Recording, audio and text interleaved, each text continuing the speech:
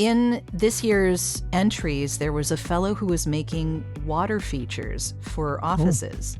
Yeah. And first of all, they were beautiful, but second of all, they sounded beautiful because it's water, it's flowing water. And just there's something about that sound that just calms everyone down. yeah.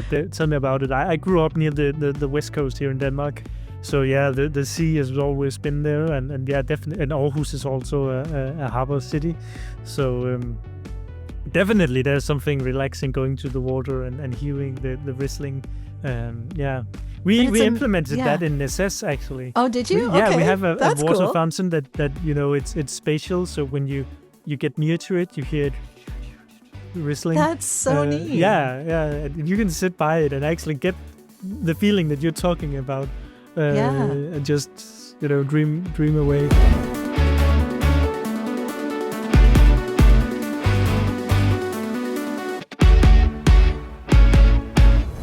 One of the games that is being developed here in Aarhus is Out of Words, and that is a cool project. It's called Out of Words. Out of Words, yeah. Okay. Yeah, I can send you a link afterwards. And sure. Yeah, really interesting. And you said it's claymation? Is it like? Yeah.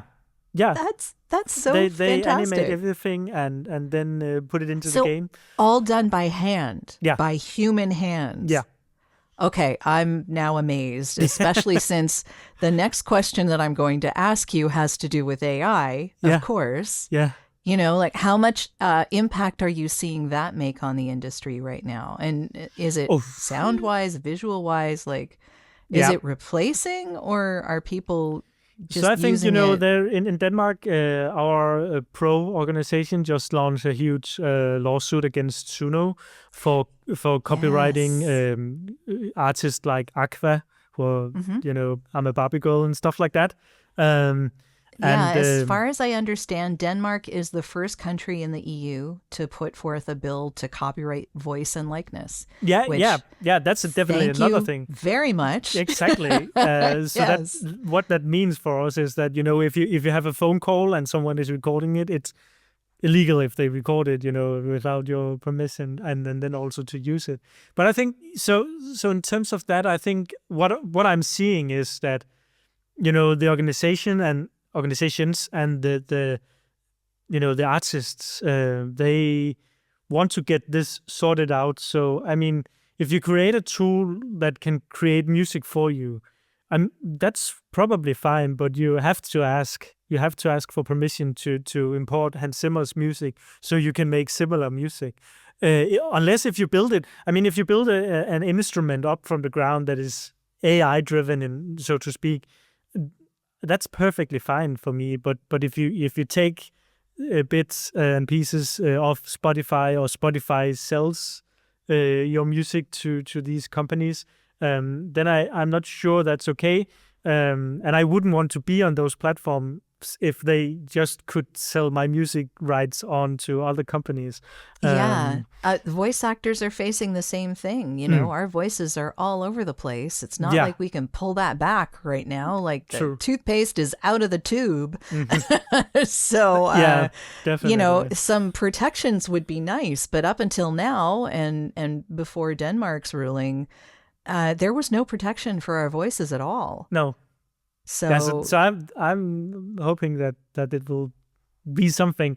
But in terms of AI taking over, and I read someone writing about on LinkedIn some days ago, the music, like if you are making something about jingles, I think it was like, you're making jingles, that's boring, right? No, because it's stories. Like you even though it might be just blah, blah, bling, very simple, it's a story that you are trying to convey through the brand or whatever you're making that sound for. And I think, yes, you could recreate the same thing with an AI, but it wouldn't be able to encapsulate the thoughts that we've spoke about, or that the agency or the customers or whoever the idea maker of what's it coming out. I'm not sure it would create the same thing. If you tried to write with ChatGPT, you kind of get a little annoyed because it kind of does what you want it to do, but at the same but it's time, so not middle really. of the road. Yeah, it's so boring. Exactly. Yeah. And if you just had that conversation with a human, I think it would be much more fruitful in that sense. But also acknowledging that AIs are tools that are here to stay. And I know a lot of people making podcasts like you who use AI to do the video editing, or because they have so they record 2-hour long session and then it has to be out by midnight because that's the deadline.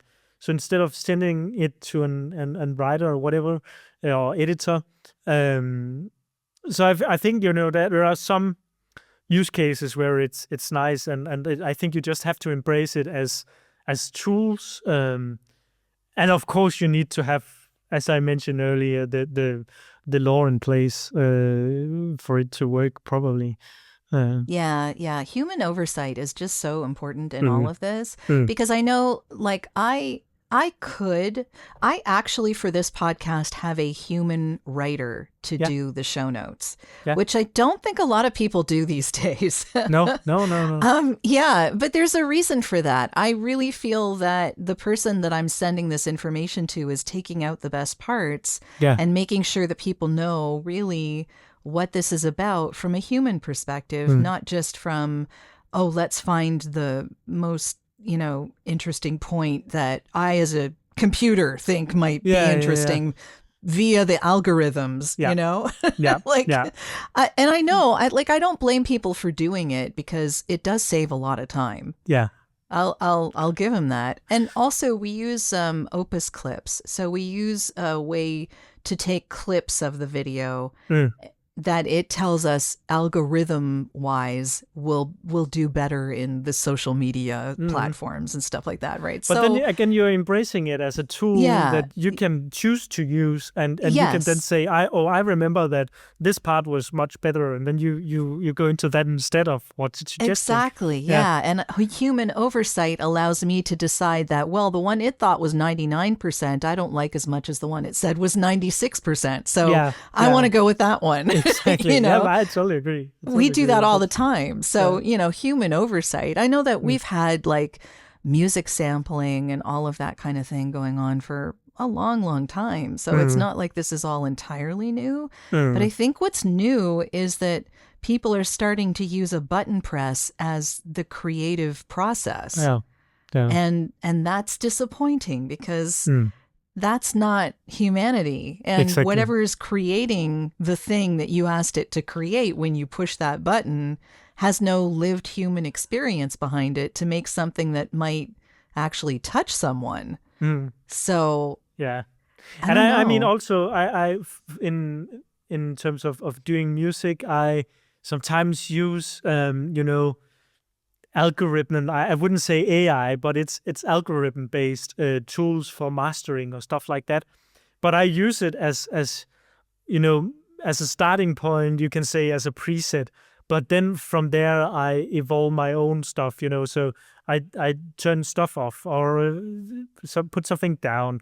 But it's all part of making my work easier, at least at some aspects which I might not want to do, or, so it just have to be fast. If I need to deliver something fast, then it also, the work process needs to be optimized. And I think that's fine. Also, I use ChatGPT much more privately as a search engine or an expanded search engine, because it's so much, better at finding, if I write, I need this and this and this, where can I get it? Than Google may be but sometimes Google is also better. It's funny how search is changing now too because of ChatGPT, right? All of those, because all of the AI search engines, I guess, all of the AI things that you can use are much faster at giving you exactly what you want, not giving you 15 options. I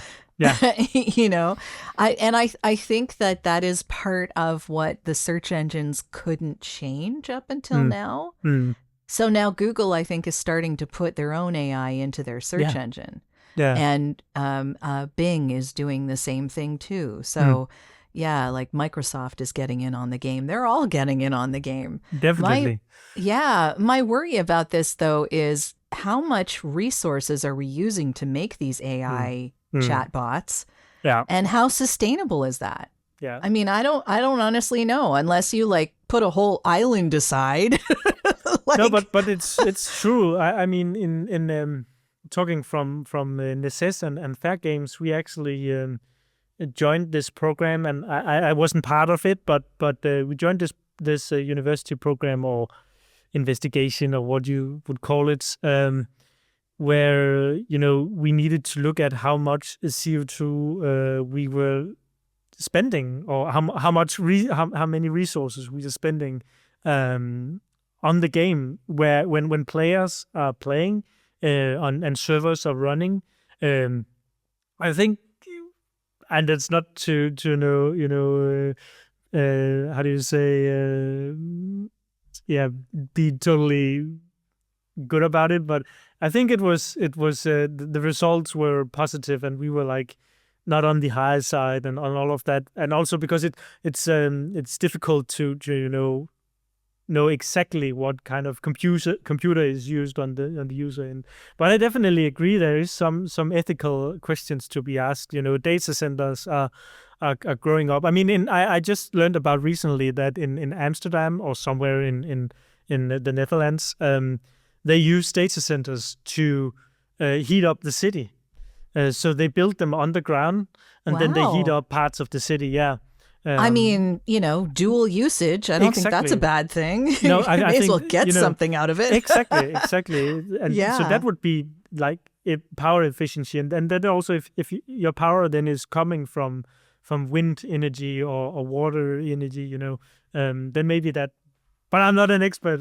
It's just, personal opinions and no, I think it's a great thing to point out. So, there should be maybe some synergy between the electrical energy output and what we're using that for. Definitely. I mean, I would have no problems of the huge data centers if they were building a huge windmill park as well beside it and funneling that way. I think that's completely fine, because then it's green energy, and then it's at least much better, because it's not going to go away. I think how much on the ethical sides we're talking about it will keep coming, and if lawsuits aren't enough, I mean, there will be new lawsuits, and there will be new companies. It's coming. Yeah, we know. Well, it's here. I mean, we know it's not going away anytime soon.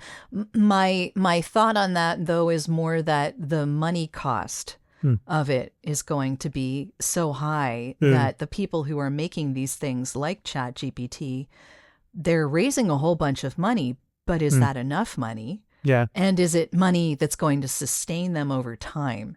So it's kind of, we're in the beginning stages of all this. I don't think we're seeing how it's going to end up yet. And I'm looking at this more from it's not an endless resource. And we can't assume it is.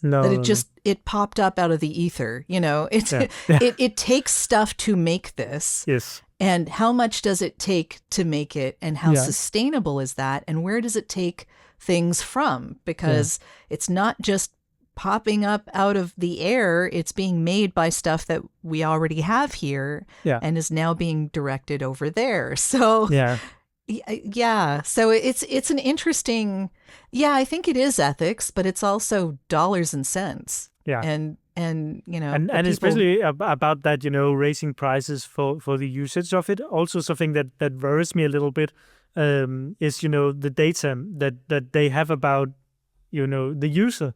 So is this stored somewhere? Is it something that the government can access at some point? Can the companies sell these informations or this data? Stuff that another government can access? Yeah, exactly. Right? I mean, if it's not protected, then who has access to that? And exactly. I think in Fair Games we have we try to opt out of all of the Google AI things, where it wants to read your emails and summarize them and stuff like that, just because we don't know where. So even though it might not go anywhere, we don't know if it's going anywhere, and it takes a snapshot and put in somewhere, and hide it, and there might be some secret stuff. Yeah. So that's also a concern, and especially as you mentioned the pricing, because suddenly you would have like insanely high prices for using these things, and if they then also have your data to back that up, I mean, we've seen it with Facebook, how they sell ads to you based on yeah, exactly. So. And I've heard this multiple times, that if something is free to you, then you are the product. Yeah. Exactly. Totally. I mean, that's kind of how it works. So, and we've all been, I don't know, like the minute the internet came on to the scene, I think we were all raised like that, right? Yeah. So, yeah. It's true. Anyway, so now that we've done a deep dive into that. Yes, indeed. Well, that's nice. I mean, my goodness. It's very relevant, so... Hi, I'm Ken Johnson from Artistry and Sound, and you're listening to the Audio Branding Podcast, a great place to learn about how powerful sound can be if you want to understand how to harness that power in your own life. Keep listening. It's interesting. It is really interesting. And I think that it does have a lot of bearing on where sound is going, because AI is influencing everything in our life right now, and sound among all of those other things. And the idea of keeping a human overseeing this, and the human being the creative driver as opposed to the AI, the computer, I think is still very important. So definitely, and I mean for my own personally, how do you say, experience. When I did Necesse, the initial assignment was actually to replace the music that the creator of Necesse Fair he already did, but he used royalty-free music from some guy online. Yes, of course. And so this kind of matches, if you do film, you often have temp music put into the film. Yep. And this was kind of the same thing. So he had the vibe that he wanted to do. And I think, again, talking about, AI as a tool, maybe people would do that, say, this is kind of the vibe that I want to do, and I've made it with AI or made it myself or whatever, but now I want you to do it properly. And I think that's from what I've seen, a very good use case of it. Oh, sure, totally because valid. Then I get to, I already know then kind of what do I have to work with and understand, from, he's a developer. And a hardcore coder, so he really, doesn't understand the music language. But like, it's too thin, or it's too thick, or it's too high or too low. That's kind of the language that he uses. So me being able to say, okay, so this is the music that he decided that he wants for the game, and so it's much more adaptive for me to actually go and do it. It does make it a lot easier to figure out what emotion he was going for. Yeah, exactly. Yeah. And I often ask for examples of when I done documentaries. I ask for a whole playlist of stuff that the director wanted to hear, or setting the scene for the film. Similar to temp music, but because working in documentary, I think. It's much more, not always tailored directly, but, you have scenes and, then they will cut it afterwards and put the music where they see fit, rather than this is a very epic scene, so it has to be epic music. But yeah. Yeah, it makes a lot of sense. And I know that, for instance, when I'm replacing a voiceover on a corporate narration or a documentary or something like that, some of them have used an AI voice. Yeah. Just so that they can make sure that the video follows along a certain line and that the music swells in certain places, and then I'm replacing that. It's not like they're trying to put the AI voice as the final thing. No. Yeah, it just helps them with the development. I think also things are moving so fast these days that people are expected to put output it so quickly now. That, and equal to what we can do as humans in that sense. Yeah, like even more so, because it's making the job harder for us to be able to make that much output. Yeah, exactly. I know that I've talked a lot of with a lot of ad people, a lot of ad agency people who in the early days, like Ted Rosnick was here, and he's a ad guy from like 50 years ago in Toronto, in like Canada. Yeah. And he's been working on tons of ads since like day one. He was working on a lot of music to begin with, but lots of ads. As the time progressed, he had to come up with ideas on a daily basis as opposed to a weekly basis. Yeah. Like it got, almost to an hour, like, Yeah. and he just retired like this year. Yeah. So the amount of output that he's seen be necessary from 50 years ago to now it's just exponentially exploded. So, and it's the same thing talking about doing trailer music. Yeah. It's the time is so short. Like it may not even be 24 hours to do video a trailer. Game music as well, I'm sure. Yeah. Definitely. Deadlines are coming up and you need to be fast. Yeah. So the speed means using AI becomes almost necessary for certain or knowing things. your craft very well. Or knowing your craft very well. Exactly. Yes. Yeah, definitely. And speaking of that, what do you think product designers should start doing if they want their products to sound better in the future? Oh, wow. I think I mean, I know it's a big question, I think, talking to, if it's product producing sounds, I think talking to people who know, either music people like myself who know what may convey, right through different types of speakers. I think that would be, a first step to do it better. But I work a lot with Genelex from Finland. And I love their sound, and I'm testing out their new headphones. And I think, suddenly I could, compared to these I have on now, I could hear a lot of tactile stuff that I couldn't hear before. So I think, being aware of what you put into the devices, you probably heard those speakers that sound so horrible that it almost distorts and sounds good in that way because it's distorting, but so being aware of the quality of elements that you put into products, if that makes sense. I mean, how do you do this more deliberately? Right? Yeah, exactly. But again, also consulting with someone who knows something about it could be speech, it could be sound, it could be the acoustics of whatever gadget you're producing. Some car companies, they make sounds when the door closes because it needs to sound right, and they definitely thought about that. So yeah. Oh yeah, the sound in cars has a lot to do with how people feel about the build of it, how expensive that build is. Yeah. So you're going to expect a car sound to sound much more upscale in, say, a Mercedes than you would in a Toyota, regular, just, exactly. run-of-the-mill car, right? Like exactly.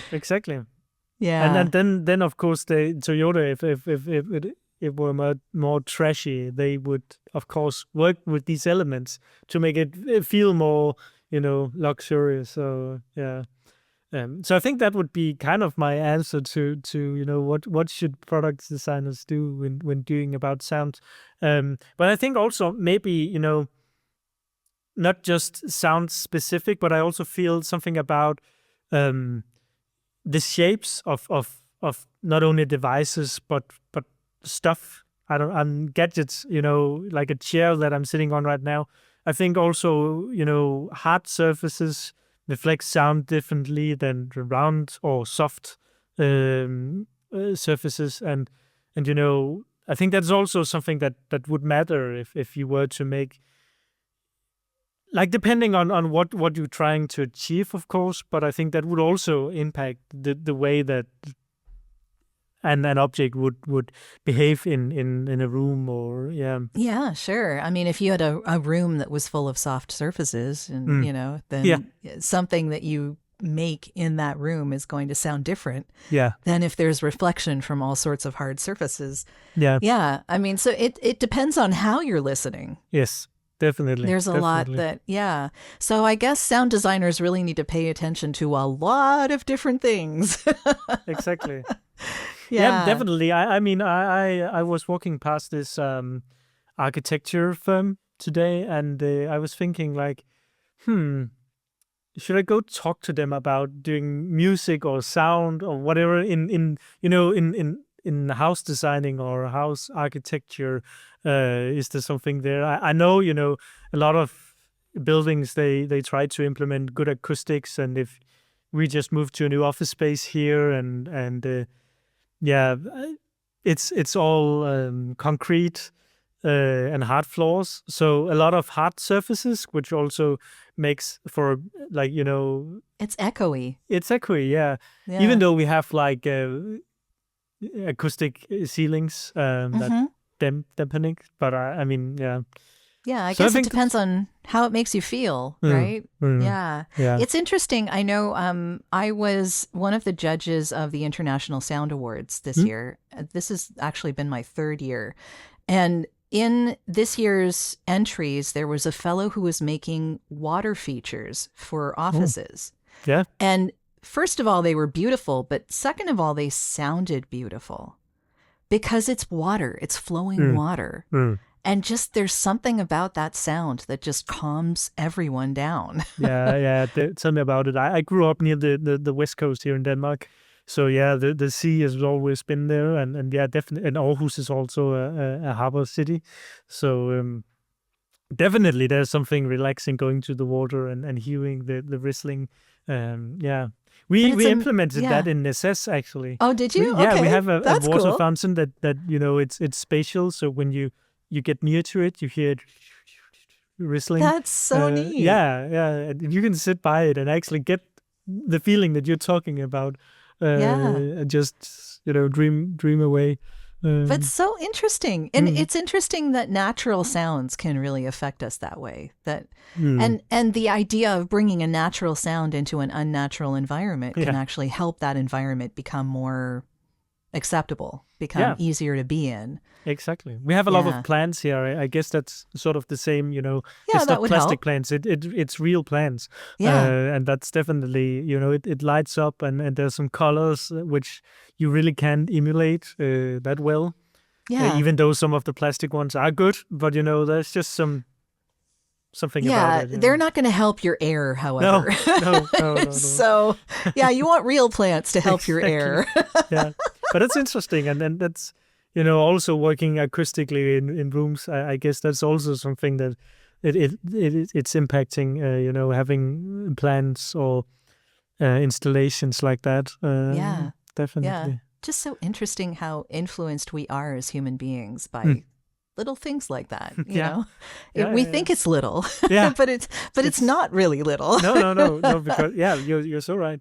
Yeah. So we are coming to the end of our discussion here, Rune, and I have really enjoyed this. Yeah, it went by really fast. Yeah, exactly. Yeah, me too. Yeah. But is there anything you're working on now that you can talk about that you? So actually, we are just on the, how do you say, lay low. So we just published Necesse 14 days ago to 1.0, and so now we are just making bug fixes and stuff like that. We have some updates coming, and we will also be on sale on Steam when we go into winter. So that is nice, and we have some bigger updates coming. We released a roadmap also a week ago or something like that. So that's going to be exciting. I would say if you like adventure sandbox games, come join. 2.2 million players in Necesse. Wow, that's fantastic. Yeah, congratulations. Nice. I think by the time this comes out, all of it will be released. So it'll all be good. Nice. So whoever's listening, you could go and check it out right now. Yeah. It's definitely out there.